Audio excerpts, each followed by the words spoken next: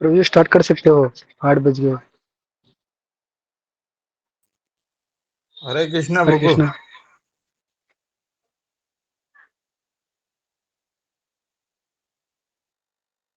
प्रभु जी।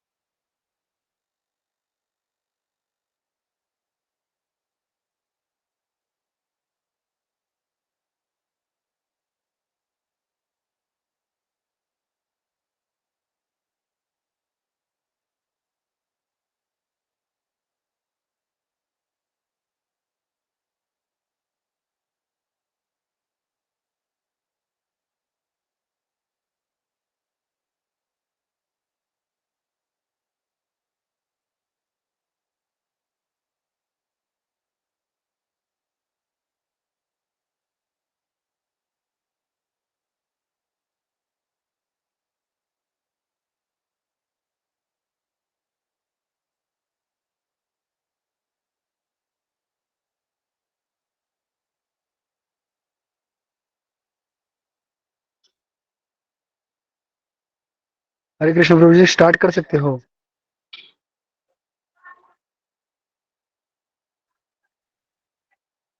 हरे कृष्णा।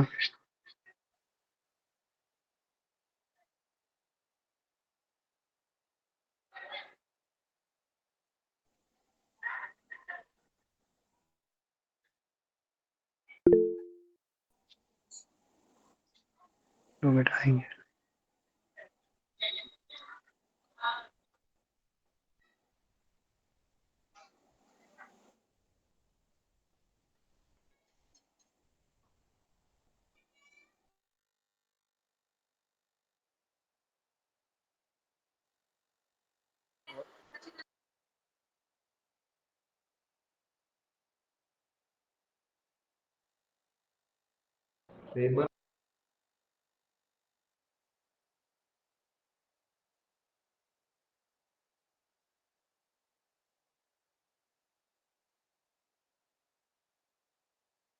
हरे कृष्णा। हरे हरे हरे कृष्णा। कृष्णा। मेरी आवाज आ रही है? हाँ जी सर जी। कंप्लीट हो प्रभु जी। प्रभु जी सही। हाँ, तो सही। मैं ये आदित्य करके है मेरा स्टूडेंट, मैं उसके मोबाइल से अभी क्लास लूंगा। मेरे लैपटॉप में नेटवर्क इश्यू आ रहा है, ठीक है? तो ऑलरेडी आप लोगों ने ये प्रेजेंट कर दिया है। अभी तो मेरी आवाज क्लियर आ रही ना? हरि बोल। हाँ प्रभु जी कंप्लीट। हाँ, तो अभी ये 21वां श्लोक क्यों है? हमें आज 17वां श्लोक है ना, 70वां। हरे कृष्णा। एक 21 प्रभु 21 21। आप 17 बोले? 17 नहीं लिखा है। 21 20। शायद गलती से जल्दी मार्केट में था इसलिए ध्यान नहीं। 21 सॉरी।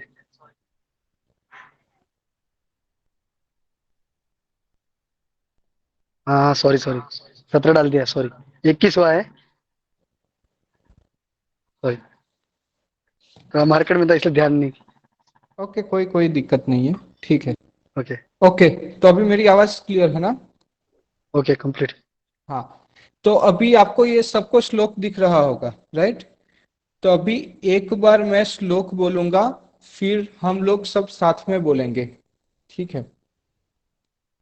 वेद अविनाशिनम नित्यम य एनमजं व्ययम कथम स पुरुषः पार्थ कम घातयति हन्ति कम। अब मेरे साथ सब लोग बोलेंगे, ठीक है? आप लोग को माइक ऑन करने की जरूरत नहीं है, आप अपनी तरह से बोलिए।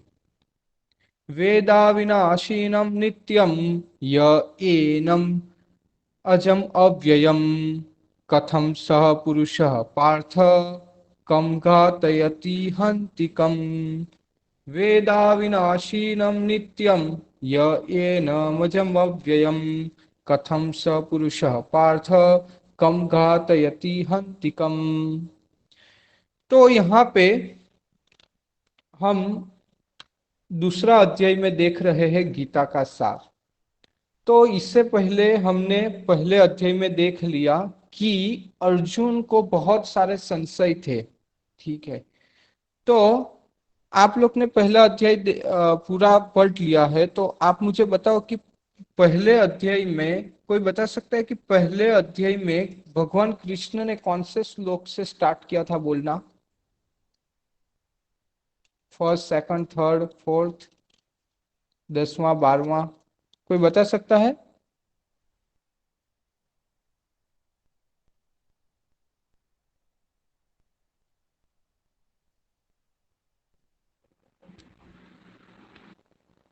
हरे कृष्णा। शायद 13वां कोई श्लोक बता से। सकता है कि पहले अध्याय में भगवान कृष्ण कौन से श्लोक बोले थे? खाली नंबर बताओ, कौन सा श्लोक, मतलब मैं श्लोक नहीं पूछ रहा हूं। ऐसा बोल सकते हो कि पहला, दूसरा, चौथा, 5वां, 12वां, 15वां, कौन सा श्लोक बोले थे भगवान कृष्ण पहला? कोई बता पाएगा? अर्जुन हरे को कृष्ण। मूर्ख बताया था।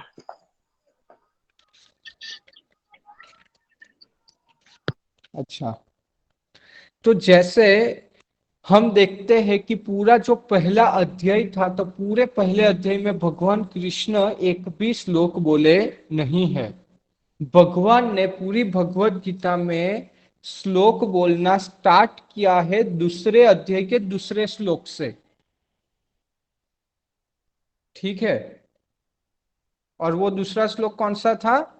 श्री भगवान वाच कुतस्त्वाकस्मलमीदम विषमे समुपस्थितम अनार्य जुस्तम स्वर्गयम कीर्तिकरम अर्जुन। क्या बताया है कि भगवान ने बोला कि हे अर्जुन, ये सब जो तू कलमस में है उससे बाहर आओ, ये तुमको शोभा नहीं देता। क्यों? क्योंकि तुम तो जीवन के मूल्यों को जानते हो, तो तुम ये सब चिंता मत करो। जैसे पहले अध्याय में आप लोगों ने देखा होगा कि अर्जुन बहुत सारे कारण बताते हैं भगवान कृष्ण को कि मैं युद्ध नहीं करूंगा, मेरे सामने मेरे पितामह है, मेरे मामा है, मेरे चाचा है, मेरे ये वो सब मेरे रिश्तेदार है, तो मैं उन लोग को कैसे मार सकता हूं? अगर उन लोग को मार दूंगा तो जो कुल की स्त्रियां है वो क्या हो जाएगी? क्या हो जाएगी, कोई बता सकता है? दूषित हो जाएगी। दूषित हो जाएगी और अवांछित संतानें उत्पन्न उत्पन्न होगी। होएगी। हाँ, तो इतने सारे कारण बताने के बावजूद वो बोले कि अभी मैं युद्ध नहीं करूंगा। तो दूसरे अध्याय में दूसरे श्लोक से भगवान बताते हैं कि आपको, तो मुझे ऐसी उम्मीद नहीं थी कि आप ऐसा बताओगे, क्योंकि आप इतने महान हो, आप सब ज्ञाता हो, सब चीज के ज्ञाता हो। कभी हम किसी को बोलते हैं ना, अरे यार तुमसे तो ये उम्मीद नहीं थी, तुम्हें इतना पता होने बावजूद भी तू ये बोल रहा है ऐसे। तो अर्जुन महान योद्धा थे, उनको सब ज्ञान था, फिर भी वो ये बात कर रहे थे कि मैं युद्ध नहीं करूंगा। ठीक है, तो उसके कारण फिर हम देखते हैं कि सेकंड अध्याय का नाम क्या है? गीता सार। गीता का सार, सार मतलब कोई भी चीज का हम पूरा, पूरी एक चीज है उसका हम सार बता देते हैं ना एक ही वाक्य में, तो उसको हम सार बोलते हैं। तो इसीलिए दूसरे अध्याय का नाम दिया गीता सार। क्यों? क्योंकि यहाँ से भगवान ने जो भी हमारा है आत्मा के बारे में, ध्यान के बारे में, भक्ति के बारे में सब चीज थोड़ी थोड़ी बताई है, और फिर दूसरे अध्याय के अंत तक में भगवान ने अर्जुन को पूरी भगवत गीता सुनाना शुरुआत किया है। तो अभी हम देखेंगे कि हम 21वें श्लोक पे आए हैं। यहाँ पे भगवान कृष्ण को आत्मा के बारे में बता रहे हैं कि शरीर और आत्मा में क्या अंतर है। तो आज के श्लोक में क्या बता रहे हैं? हे पार्थ। पार्थ मतलब क्या? यहाँ पे अर्जुन की बात कर रहे हैं, अर्जुन को पार्थ बता रहे हैं। पार्थ का, अर्जुन का दूसरा नाम है पार्थ। तो हे पार्थ, जो व्यक्ति यह जानता है कि आत्मा अविनाशी, अजन्मा, शाश्वत तथा अव्ययी है, वह भला किसी को कैसे मार सकता है और या कैसे मरवा सकता है? तो क्या बताया यहाँ पे कि यहाँ पे जो जानता है, जो व्यक्ति यह जानता है कि आत्मा अविनाशी है। अविनाशी मतलब जिसका कभी मृत्यु नहीं होता, जिसका कभी अंत नहीं होता। जो अजन्मा है, जिसका कभी जन्म नहीं होता वो अजन्मा है, जिसका जन्म नहीं होता, जिसका अविनाशी मतलब कभी मृत्यु नहीं होता, शाश्वत है। शाश्वत मतलब जो अनंत काल तक चलने वाला है। ऐसा नहीं हम लोग क्या है, हम सब अशाश्वत है, क्योंकि हमारा जीवन निर्धारित है। कोई 50 साल जिएगा, कोई 70 साल जिएगा, कोई 80 साल जिएगा, कोई 100 साल जिएगा। लेकिन क्या बताया है आत्मा को? शाश्वत, जो कभी नहीं मरता और अव्ययी है। वह भला किसी को कैसे मार सकता है या कैसे मरवा सकता है? तो यहाँ पे हमने फर्स्ट अध्याय में देखा कि जो अर्जुन भगवान को बता रहे थे कि मैं ये मेरे पितामह, मेरे भाई, मेरे ताऊ सबको कैसे मार सकता हूँ, वो सब तो मेरे रिश्तेदार है। तो यहाँ पे वो जो कारण बताया था अर्जुन ने भगवान कृष्ण को, तो वो कारण को भगवान यहाँ पे खंडित कर रहे हैं। कैसे? कि आप पहले तो ये जानते हो कि ये सब जो है वो शरीर नहीं है, वो क्या है? आत्मा है। अगर आप इनको मार भी दोगे तो इनका शरीर नष्ट होगा, लेकिन इनका जो आत्मा है, जो अविनाशी है, जिसका कभी नाश नहीं होता, जिसका कभी जन्म नहीं होता, जो शाश्वत है, तो वो कैसे किसी को मार सकता है? तो आत्मा तो मर ही नहीं सकता, और वो कैसे किसी को मरवा सकता है? जैसे हम कभी किसी की मृत्यु होती है अड़ोस पड़ोस में, तो क्या बोलते हैं? हमारे घर पे जो दादाजी है वो चले गए। अभी आप उनके घर पे जाओगे, उनके दादाजी तो वहीं बिस्तर पे लेटे हुए, तो आप बोलोगे वो कहाँ चले गए? वो तो यही है, उनका शरीर तो यही है। लेकिन क्या? वो तो यही है, उनका शरीर तो यही है, लेकिन उसके अंदर जो आत्मा था वो चला गया। आत्मा चला गया, उसके बाद हम क्या करेंगे? जो शरीर है उसका अंतिम संस्कार कर देंगे।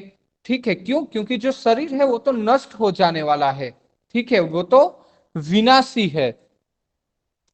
ठीक है, और जो आत्मा है वो क्या है? अविनाशी। इसीलिए हमारा जो जब भी किसी की मृत्यु होती है तो वास्तव में उसके शरीर की मृत्यु होती है, आत्मा की मृत्यु नहीं होती। तो उसके लिए हमें शोक करने की कोई आवश्यकता नहीं है।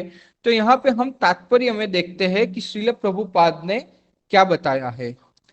प्रत्येक वस्तु की समुचित उपयोगिता होती है, और जो ज्ञानी होता है वह जानता है कि किसी वस्तु का कहाँ और कैसे प्रयोग किया जाए। इसी प्रकार हिंसा की भी अपनी उपयोगिता है, और इसका उपयोग इसे जानने वाले पर निर्भर करता है। यद्यपि हत्या करने वाले व्यक्ति को न्याय संहिता के अनुसार प्राण दंड दिया जाता है, किंतु न्यायाधीश को दोषी नहीं ठहराया जा सकता, क्योंकि वह न्याय संहिता के अनुसार ही दूसरे व्यक्ति पर हिंसा किए जाने का आदेश देता है। तो मनुष्य को विधि ग्रंथ मनु संहिता में इसका समर्थन किया गया है कि हत्यारे को प्राण दंड देना चाहिए, जिससे उसे अगले जीवन में अपना पाप कर्म भोगना न पड़े। अतः राजा द्वारा हत्यारे को फांसी का दंड, नीचे करो राहुल प्रभु, नीचे करो, फांसी का दंड एक प्रकार से लाभप्रद है। इसी प्रकार जब कृष्ण युद्ध करने का आदेश देते हैं तो यह समझाना चाहिए कि यह हिंसा परम न्याय के लिए है, और इस तरह अर्जुन को इस आदेश का पालन यह समझकर करना चाहिए कि कृष्ण के लिए क्या किया गया है और युद्ध हिंसा नहीं है, क्योंकि मनुष्य या दूसरे शब्दों में आत्मा को मारा नहीं जा सकता। अतः न्याय के हेतु तथा कथित हिंसा की अनुमति है।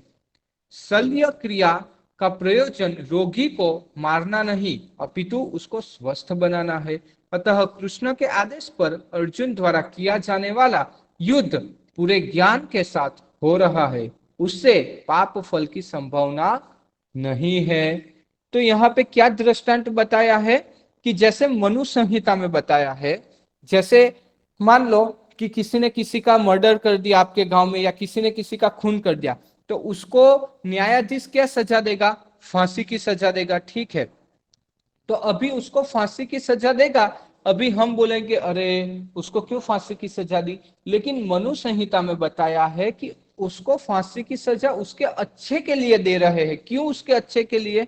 अगर उसको फांसी की सजा नहीं देंगे तो उसका जो पाप का जो कर्म है वो पूरे जीवन तक बढ़ता जाएगा, और फिर उसकी गति नरक में होगी, और उसको वो पाप का जो फल स्वरूप है वो बहुत बुरी तरह से नरक में भुगतना पड़ेगा।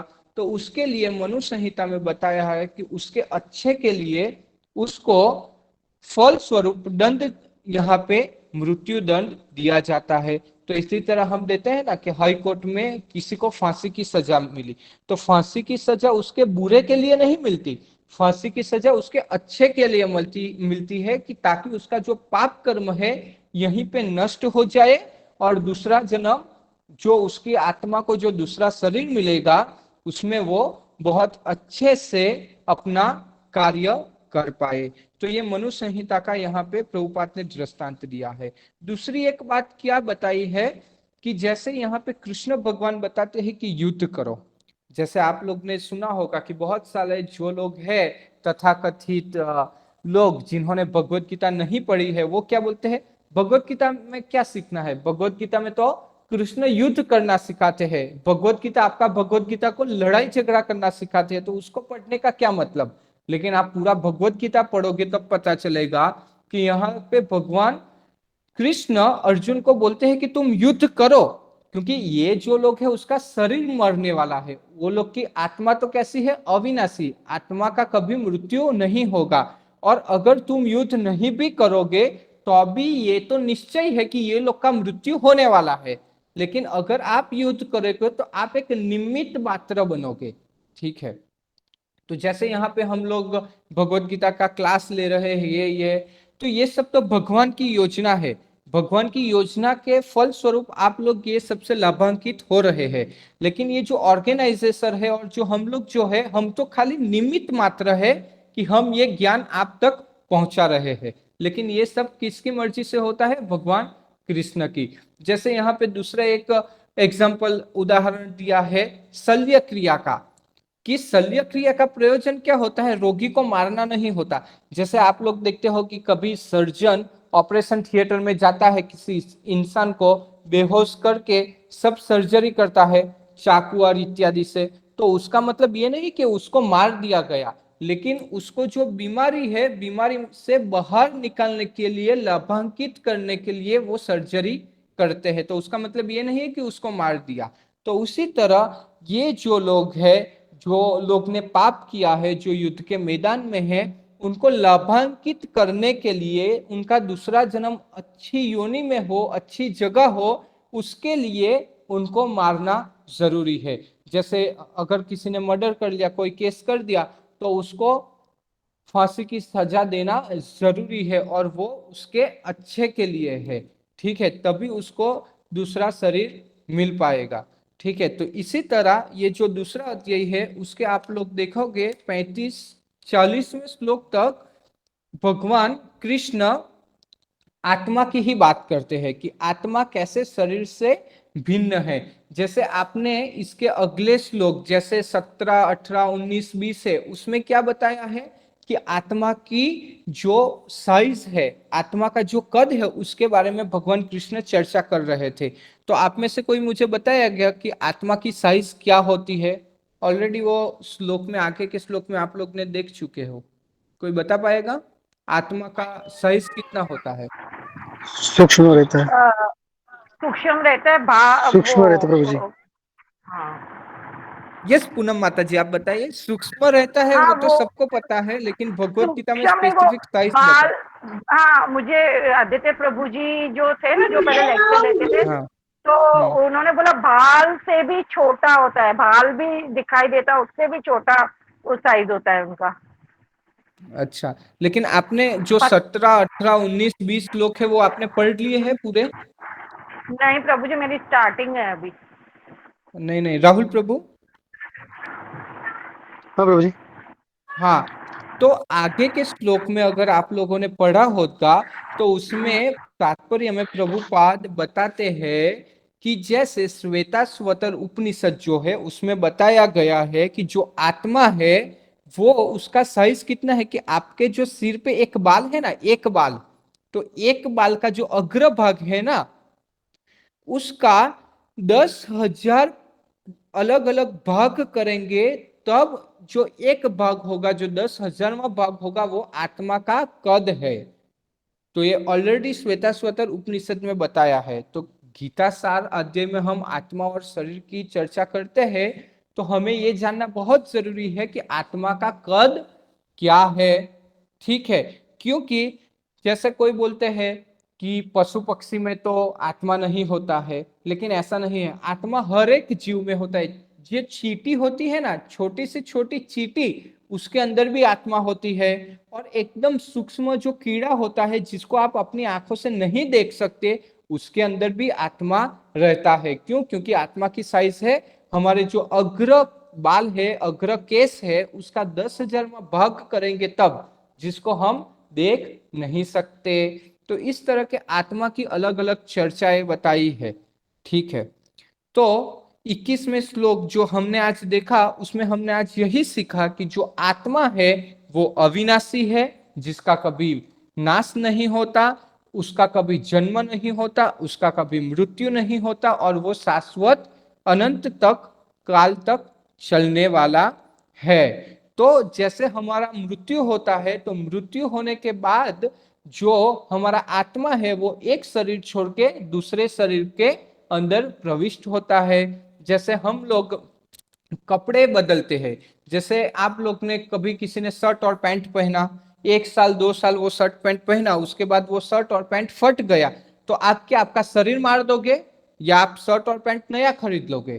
तो जैसे हम शर्ट और पैंट नया खरीदते हैं, उसी तरह जो हमारा शरीर है वो शर्ट और पैंट की भांति है, जो पुराना हो जाता है। तो जो हमारा अंदर का आत्मा है वो शरीर, वो पुराना शरीर छोड़ के नया शरीर को प्राप्त करता है। तो यही बात हम नेक्स्ट श्लोक में 22वें श्लोक में देखेंगे। हरे कृष्णा।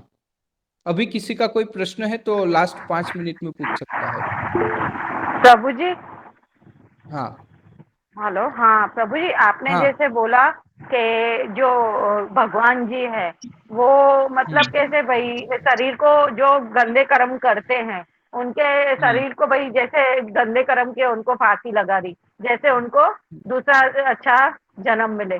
तो ऐसे बोलते हैं कि जो गंदे कर्म करते हैं उनको दूसरा जन्म भी इससे भी गंदा मिश्री आत्मा और भी गंदे हाँ शरीर में जाती हाँ, है। तो तो इसका आपने बोला। यस, इसका क्या है कि जो जो बुरे कर्म करते हैं, तो उसको उसके कर्म के हिसाब से शरीर मिलेगा। ऐसा नहीं है कि उसको फांसी की सजा दे दी तो उसको हाँ हाँ। तुरंत मनुष्य का ही शरीर मिलेगा, ऐसा जरूरी नहीं है। ओके उसको उसके कर्म का ओके फल ओके तो भुगतना ही पड़ेगा, लेकिन फांसी की सजा ओके। इसलिए हम दे रहे हैं ताकि उसका हाँ जो हाँ बाकी का जीवन है उसमें वो हाँ ज्यादा हाँ पाप करके उसका और नरक में ना चला जाए, और बुरा नहीं हो उसके लिए। हाँ। वो तो ठीक है, पर उसको याद थोड़ा ही ना होगा कि मैंने ऐसे कर्म नहीं किए नहीं, हैं, तो है ना। हाँ, याद तो किसी को नहीं रहेगा। अगर आपने अच्छे हम्म, कर्म किए तो भी आपको याद नहीं रहे। अभी मान लो नहीं रहेगा। अभी हाँ। के जन्म, हाँ, अभी का आपका मनुष्य योनि में आपका जन्म है, ठीक है। हम्म अभी क्या हम्म पता कि आपका जो अगला पुराना जन्म था वो हम्म। पशु योनि में था या मनुष्य योनि में। आपने कुछ जी अच्छे बिल्कुल। कर्म हाँ। किए, उसके बाद आपको मनुष्य योनि मिली मनुष्य कि जन्म। ये जी तो किसी बिल्कुल। को नहीं पता है। ठीक है, क्योंकि हाँ ये हाँ हाँ। कर्म का जी। बंधन है। तो ओके। इसीलिए हाँ भगवत गीता में आगे जाके आपको पता चलेगा कि जो जन्म मृत्यु जरा व्याधि का जो चक्र है हम्म, उससे हमें मुक्त हाँ। होना है। अगर उससे मुक्त मुक्त होना है। हाँ। होंगे तभी ये सब का हल हो पाएगा। हाँ। ओके ओके, ओके और सर। किसी का ओके। प्रश्न? हम्म,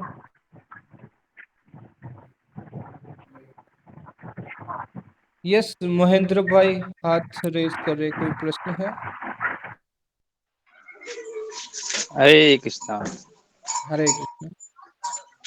हाँ प्रभु जी, मैं बोल रहा हूँ कि जैसे ये जो है, ये जो बाहर के मनुष्य प्राणी जो ये बोलते हैं कि मरने के बाद किसने देखा है, कहाँ जाएंगे, क्या होगा, हम्म ऐसे बोलते रहते हैं। हम्म। तो इनको क्या बताना चाहिए? बाहर के लोग ऐसा बोलते हैं कि मरने के बाद किसने देखा क्या होगा, तो हाँ उसी को बताओ कि आप अज्ञानता में हो, कि आपको नहीं पता कि मरने के बाद कहाँ जाओगे, तो उसीलिए शास्त्रों को पढ़ना पड़ेगा। ऐसा नहीं है कि मरने के बाद कहाँ जाए कि वो कहीं पे लिखा नहीं है। आप पूरा भगवत गीता पढ़ो, श्रीमद् भागवतम पढ़ो, उसमें सब बताया है कि आपने ऐसे ऐसे कर्म किए तो अगला जन्म आपको कैसा मिलेगा।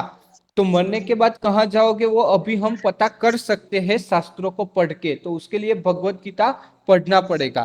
ठीक है, जैसे हम एक उदाहरण से देख सकते हैं कि कोई इंजीनियर है, ठीक है, तो वो ऐसा बोलेगा डायरेक्ट, किसने देखा ये इंजीनियरिंग है या नहीं है। ठीक है, अगर इंजीनियरिंग आपको जानना है तो उसके लिए इंजीनियरिंग कॉलेज में एडमिशन लेना पड़ेगा, 4 साल पढ़ना पड़ेगा, तब आप लोगों को बता सकते हो ना वास्तव में इंजीनियरिंग है, उसमें ऐसा ऐसा चीज आता है, तो ऐसा करने से इसका ऐसा हम सॉल्यूशन ला सकते हैं। तो अगर कोई शास्त्र भगवत गीता पढ़ेगा ही नहीं, भगवत गीता में बताया है जन्म मृत्यु जरा व्याधि से कैसे मुक्त होना है, अगर वो पढ़ोगे नहीं तो पता कैसे चलेगा, नहीं पढ़ोगे तो नहीं पता चलेगा, सीधी बात है। तो सही उसके लिए वो पढ़ना पड़ेगा। हरे हेलो। कृष्ण प्रभु जी। हाँ सर, हाँ। हेलो। हाँ बोलो। हेलो प्रभु जी, जो अपना जीवात्मा है, जैसे हम्म अभी मृत्यु होगी इंसान की, जो अच्छे हम्म कर्म करता है कि उसका पुण्य फल मरने के बाद में वहीं से शुरू हो जाता है कि जो क्या बुरे क्या मैं कर्म करता है, आपका प्रश्न समझ नहीं पाया। जीवात्मा जो मर जाता है अपने मनुष्य, अभी अच्छे कर्म कर हम्म रहे हैं, हम्म मरने के हाँ बाद में क्या दोबारा जब से शुरू होगा तो वहीं से शुरू हो जाता है। हाँ, जैसे अभी आप बोले कि अच्छे कर्म कर रहे हैं, ठीक है, हाँ अभी आपको पता कैसे चलेगा कि आप जो कर्म कर रहे हैं वो अच्छे हैं या बुरे हैं। ठीक है, हाँ हमें वो पता भी चलना चाहिए, ऐसा नहीं है हाँ कि मैंने ये कर्म किया मेरे हिसाब से तो अच्छा है, ठीक है, लेकिन शास्त्र के हिसाब से वो अच्छा है या बुरा है वो पहले तो जानना पड़ेगा। जैसे शास्त्र में बताया है कि अच्छे कर्म और बुरे कर्म क्या है, ठीक है, तो वो हम जानेंगे तभी हमें पता चलेगा, ठीक है ये मैं अच्छे कर्म कर रहा हूँ, तो अच्छे कर्म करने के बाद आपको हो सकता है मनुष्य जन्म मिले, ठीक है, बहुत अच्छे देवी देवताओं को पूजने वाले कर्म किए तो आपको स्वर्ग लोक मिल सकता है। अगर आपने भगवान कृष्ण की भक्ति की तो आपको जन्म मृत्यु जरा व्याधि के चक्र से मुक्त होके वैकुंठ लोक मिल सकता है। ठीक है, तो ऐसे अलग अलग भगवत गीता में बताया है कि कैसे कर्म करने में कैसे फल प्राप्त होगा। जैसे आगे आगे के अध्याय में जाओगे तो ऐसे बताया है कि ऊर्ध्व गच्छन्ति सत्वसा, मध्य तिष्ठन्ति राजसा, अधो गच्छन्ति तामसा, कि जो लोग सत्व गुण में रहते हैं वो ऊर्ध्व लोक में जाएंगे यानी कि स्वर्ग लोक में, जो रजोगुण में रहेंगे वो पृथ्वी लोक में रहेंगे, और जो तमोगुण में रहेंगे वो नीचे के नर्क लोक में जाएंगे। ठीक है, तो ये सब भगवत गीता में बताया है कि कैसे कर्म करने पे कहाँ आपका जन्म होगा। हेलो। हाँ हाँ प्रभु जी, हरे एक कृष्ण। एक सवाल और है। हरे कृष्णा। अभी हाँ देखो, अभी जो हम भक्ति करते हैं कान्हा जी की, जो भी भगवान की हाँ भक्ति करते हैं हम लोग, भोग चढ़ाते हैं, ये सब चढ़ाते हैं ये, पर इसमें क्या है कि अभी देखो मैं पहले नहीं करती थी, अभी 3-4 साल हुए मैं भक्ति में आई हूँ। तो हम्म, अगर हमारे नसीब में है भक्ति करना, तो वो स्टार्टिंग हाँ से जब हम पैदा हुए, जब हम थोड़ा समझ में आए, तब से चालू क्यों नहीं हुई, अभी जाके क्यों आना हमको मतलब भक्ति नसीब में आई हमको, भाई इतना उस हमारे मैं समझो हाँ वही, हाँ तो अगर हमारे अभी नसीब में भक्ति लिखी हाँ है भगवान ने। हाँ ऐसा नहीं है नसीब में लिखी है, ये भी आपके कर्म के ऊपर आधारित है कि कुछ लोग के बहुत सारे अनर्थ होते हैं।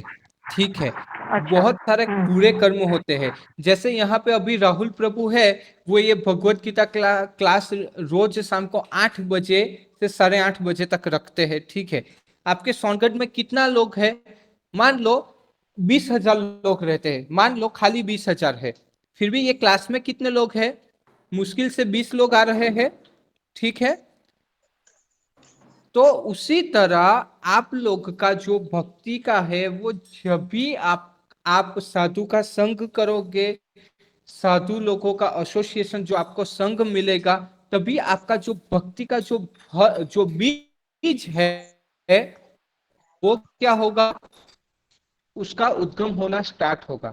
ठीक है, जैसे आपने बोला कि आपकी भक्ति मैं कर ही रही हूँ, तो मैं बचपन से क्यों हाँ नहीं कर पाई, क्यों हाँ अभी से स्टार्ट हाँ हुई। क्योंकि अभी हाँ आप इन लोगों के, साधु लोगों के संग में आए, अभी आप इनके कांटेक्ट में आए, अभी आपको इधर से पता चला कि अच्छा भगवान कृष्ण है, आपने भगवत गीता पढ़ा तो आपको पता चला कि यस, मैं इस तरह भक्ति है और मैं ये कर सकती हूँ। इससे पहले भी आप जब बचपन में थे तब भी आपको पता तो चला होगा, लेकिन आपने उसको ग्रहण नहीं किया। क्यों? क्योंकि हमारे कुछ अनर्थ होते हैं, कुछ पिछले जन्म के कर्म होते हैं, उसके कारण। ओके। नहीं प्रभु जी, ये जो मैं इनके प्रभु जी के संग में तो बाद में आई हूँ, पर ये चीज मेरी पहले से स्टार्ट हो गई, ये बोल रही हाँ, हूँ। तो हाँ वही वो है प्रभु जी कि के कहीं ना हाँ हाँ। कहीं ना कहीं ना कहीं तो आप किसी के आप संग में आए होंगे, ठीक है। कहीं ना कहीं हमने भगवत गीता के बारे में सुना होगा, कहीं ना कहीं भगवत गीता के बारे में लोगों की चर्चा देखी होगी, बाद में हमने भगवत गीता ली, फिर हमने पढ़ना स्टार्ट किया, उसके बाद हम किसी के कांटेक्ट में आए और जुड़ गए, ठीक है। ओके ओके प्रभु जी, ओके। राधे हरे कृष्णा। कृष्ण। हाँ, हरे कृष्णा। हरे कृष्ण। यस विनोद। प्रभु जी मेरा एक क्वेश्चन है। हाँ। प्रभु जी मैं बोल रहा हूँ जैसे देवों के देव महादेव है ना। हम्म। तो जैसे अपन को कुछ भी मांगे शंकर भगवान दे देते हैं, जॉब दे देते हैं, कुछ भी दे देते हैं, है ना। तो वो जो दे रहे हैं वो तो हाँ, तो उनको भी क्या, वो भी कृष्ण भगवान उनकी कृपा, वो भगवान की देन है क्या, वो भी उनकी प्रॉपर्टी है क्या हाँ। जो हाँ, भगवान दे सकते हैं वो? क्योंकि वो देवों के देव महादेव है, वो देवता के गण आते हैं, और भगवान कृष्ण कौन है? भगवान है, supreme personality of God head, सबसे ऊपर है। जैसे मैं इसको एक आपको उदाहरण से समझाता हूँ, ठीक है। हमारे भारत के प्राइम मिनिस्टर कौन है? नरेंद्र मोदी, ठीक है। आप अभी गुजरात में रहते हो, आपको कुछ चीज चाहिए तो आपने गुजरात के सीएम को बात की कि मुझे ये चीज चाहिए। अभी आपको तो पता नहीं है कि सीएम के ऊपर भी कोई है, लेकिन सीएम के ऊपर पीएम है, और सीएम ने जो भी आपको देना है वो पीएम की परमिशन के बिना तो वो दे नहीं सकता है। तो उसने पीएम की परमिशन लेके आपको दिया, तो आपको क्या लगेगा कि मेरे लिए तो जो भी है सीएम ही है, मुझे तो सीएम ने ही दिया, पीएम को तो मैं जानता भी नहीं हूं, उसने मुझे नहीं दिया, ठीक है। तो उसी तरह जो देवी है, जो देवता है, वो जो भी आप लोग जो भी मानता मांगते हो वो पूरी करते हैं, लेकिन वो इनडायरेक्टली भगवान कृष्ण से आता है, ठीक है। क्योंकि वो भी उन लोग के ऊपर आधारित है, वो भी उन लोग के ऊपर आश्रित है, इसके कारण।